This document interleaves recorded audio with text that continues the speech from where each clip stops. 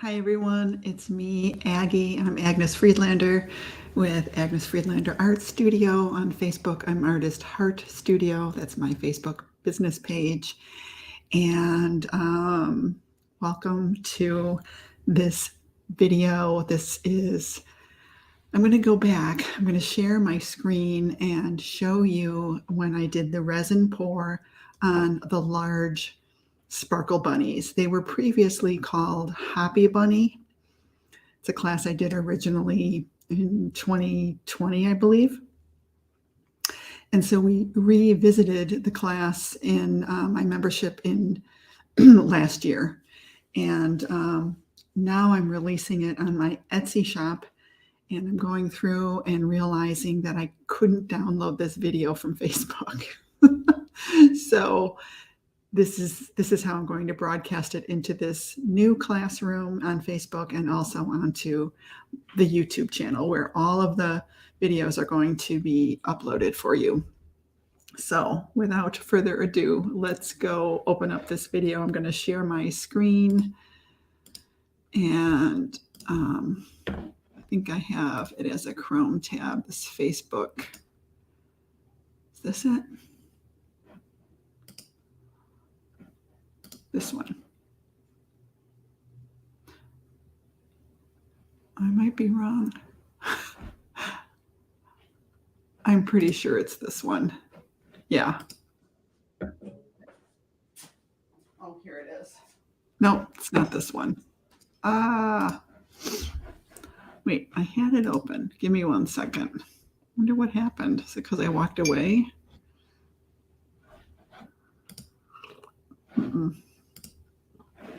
All right, hold on. It's early morning. I might have to start this over. Gosh. Oh, here it is. All right, let me share the screen again. Hold on. Sorry about that. Okay. I'm not going to start over. Just bear with me. Okay, share screen. Chrome tab. Here it is.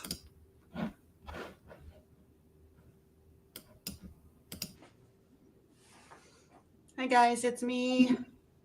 It's Saturday, March 7th already. Oh my gosh, time is flying. So downstairs in my studio, you've seen my resin behind me. I am going to pour my resin into those little pour cups there, and I'm going to put them in a resin bath. So if I should tag some of you guys. All right, let me fast forward a little bit. Nice face I'm making.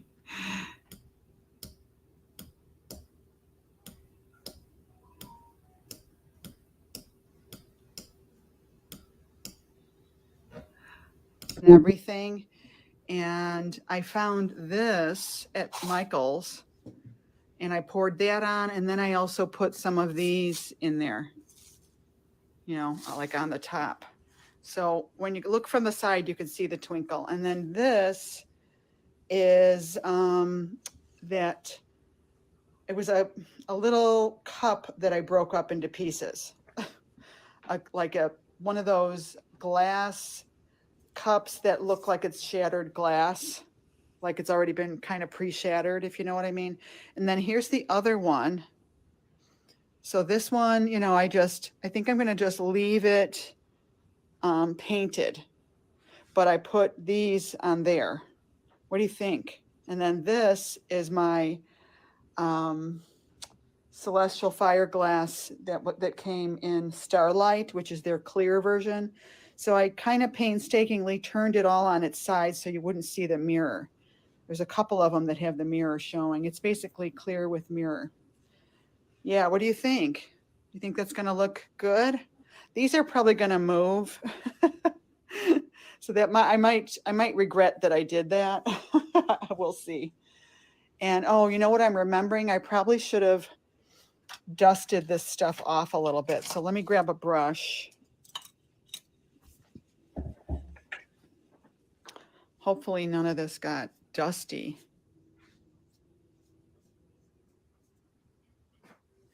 You know, while I was gone. So that will be all ready. Well, I guess I could do this.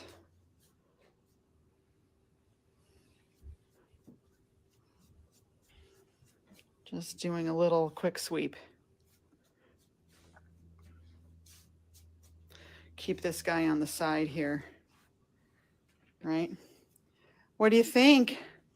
Looks good? All right, so I'm gonna put you back in the mount, and I gotta go measure my resin, so I'm gonna be concentrating over here for a minute doing that. So I'm gonna pour 6 in each one of these. 6 ounces in each one. And then I'm gonna pour the other 6 on top.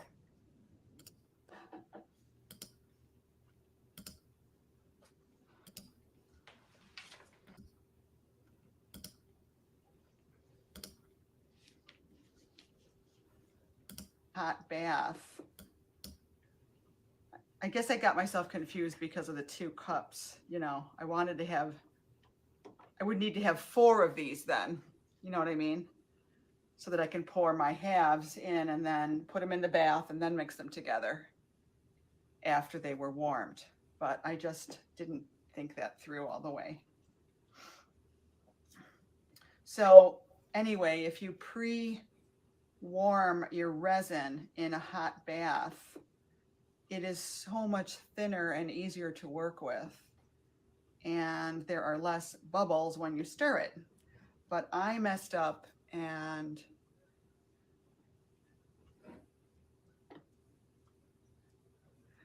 well, oh, time is up. Okay, so thank you, Christine. Would you bother putting this in the bath at all? I could put 1 in the bath, right? Since I'm not using it right now. I could still put it in the bath, can't I? To thin it, it might make it a little nicer to work with. Or would you not bother with that, Tammy, at this point?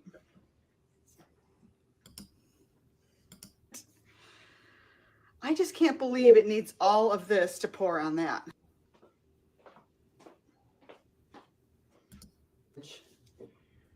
All right, here we go. I'm gonna get this part covered first, I think. Gosh, I haven't poured resin in a while. It's it's fun to do it again.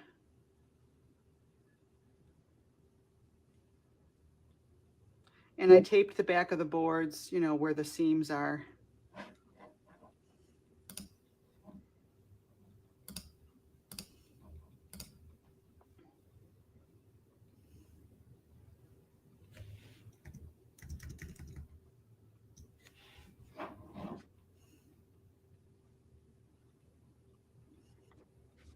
Well, that's cool. I'm just turning down the sound and going through the whole demo. Yay. So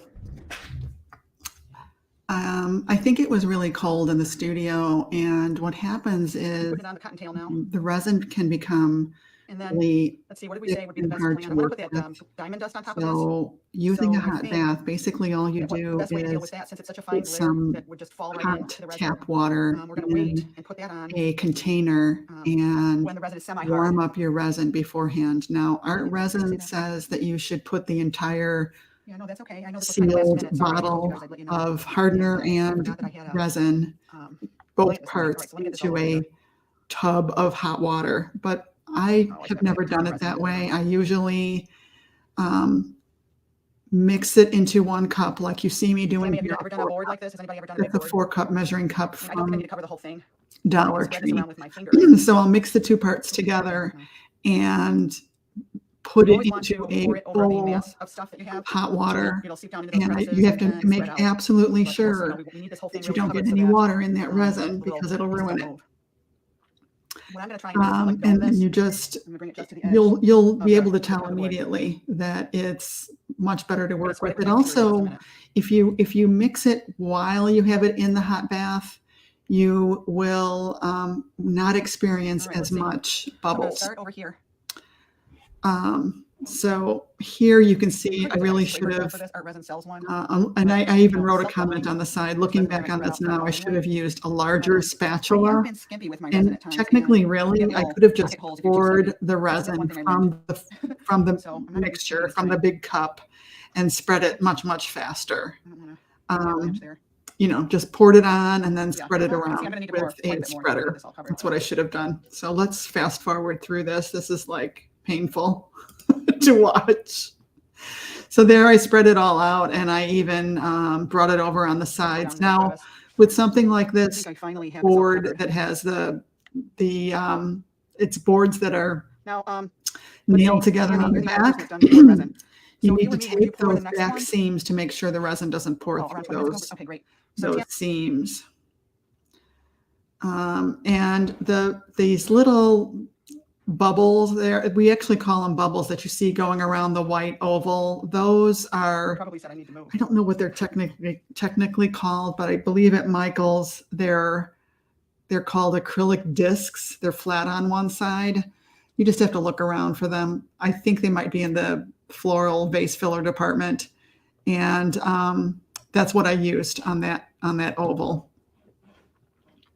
So yeah, altogether this was 28 ounces of resin. It was a lot of work. I have some other things on the other side of the table, which, you know, I'm not going to really bother showing you here on this video, but I just wanted to show you the resin pour of these two larger bunnies. This is from the original class, which I called Hoppy Bunny.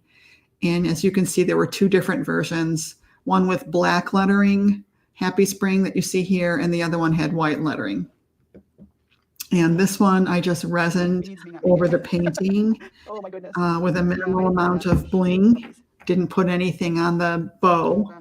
The other one I did put a pink vase filler from Michael's on the bow. That's what you saw when I first started the video. Okay.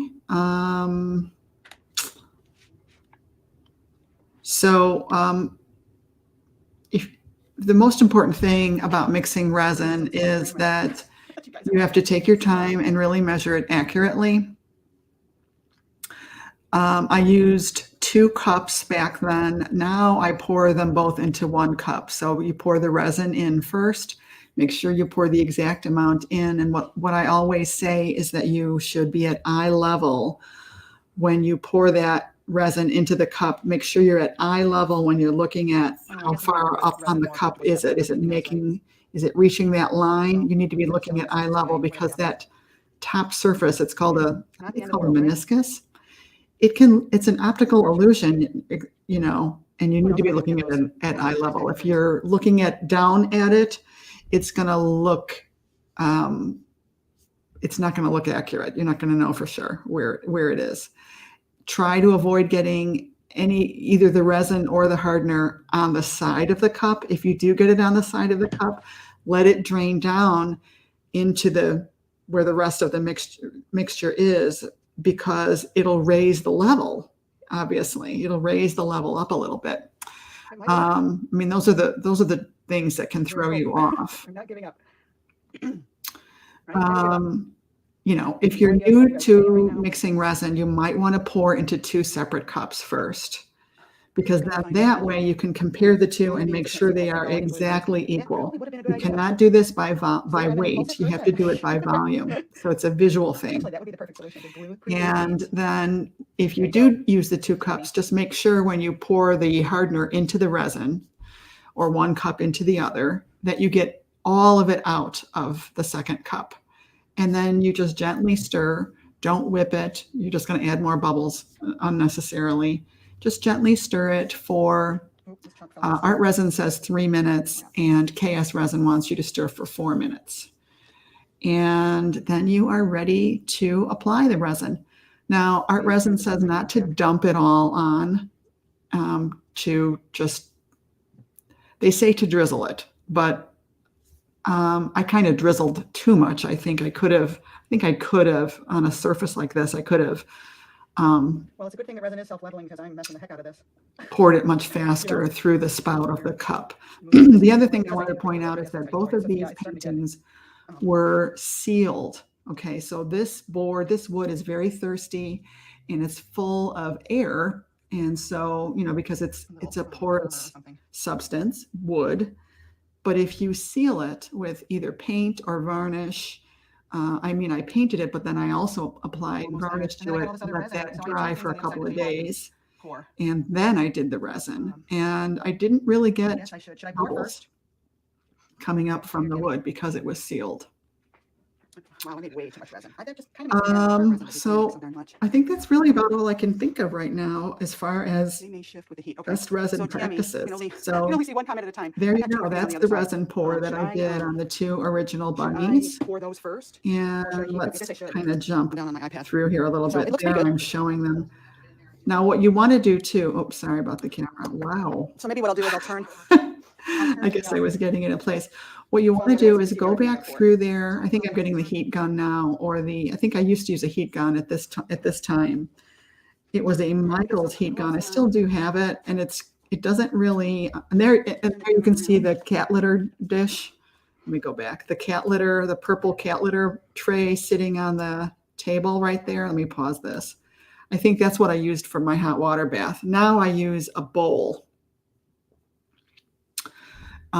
So anyway, you want to heat the resin gently, keep the heat source moving, keep it at least 2 or 3 inches away from the resin.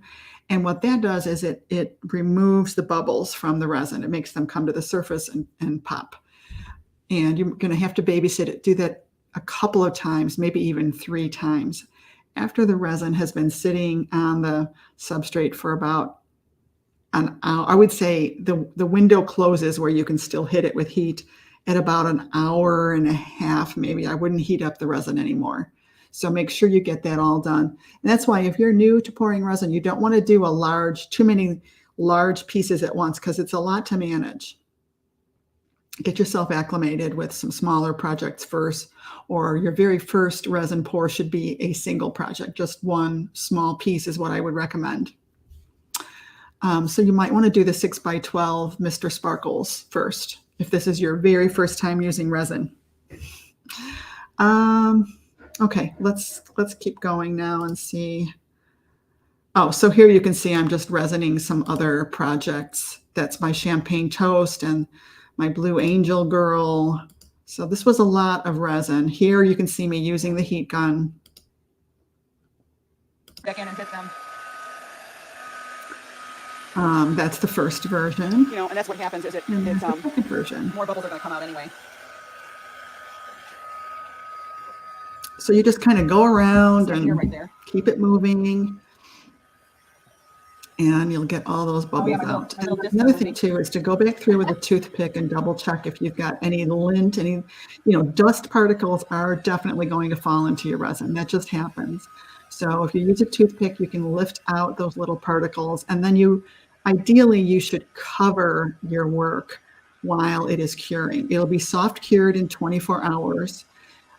Soft cured means it's touchable, but it's still not hard. It's not fully hard. It's not totally cured for 3 days. So if you're going to ship it, you definitely don't want to wrap it or ship it until 3 days have passed. You also want to keep it in a stable environment. The temperature should remain constant, and the humidity conditions should remain constant for the very best cure. Here you can see I'm going through and cleaning it up, moving those little bubbles that moved. Things will move when you resin. That's just part of the thing. And I think that's really it. Yeah, looks like that's it. So I'm going to stop sharing the screen.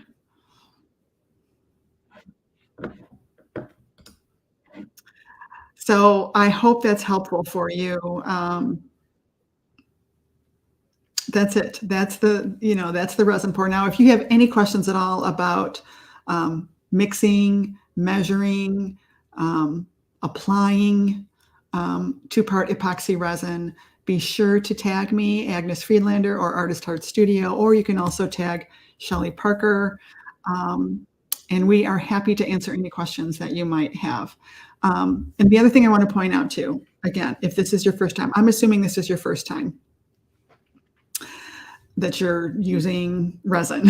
So I think the most important thing is to use professional grade resin, meaning resin that's specifically designed for art. There are a lot of two-part epoxy resins out there that are meant for boats, countertops, industrial use like that.